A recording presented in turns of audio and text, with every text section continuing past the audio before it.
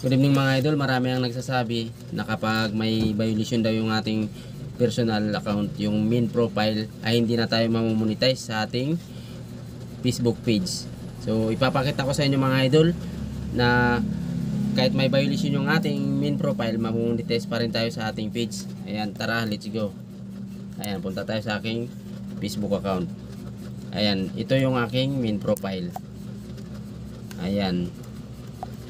So makikita nyo mga idol, may issue siya. Profile has some issue. So punta tayo sa aking page. Ipapakita ko sa inyo na namonetize din ako dito mga idol, kahit na may violation yung aking main profile. So search, yan na lang natin tong page ko. Ayan mga idol, gumawa ko ng page dahil may violation nga yung aking main profile. Ayan, so nagkaroon ako ng followers dito na 2.6. So monetize na ito mga idol.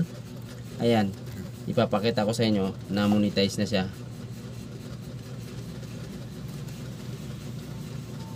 Ayan mga idol. Ayan, pasok tayo sa content monetization.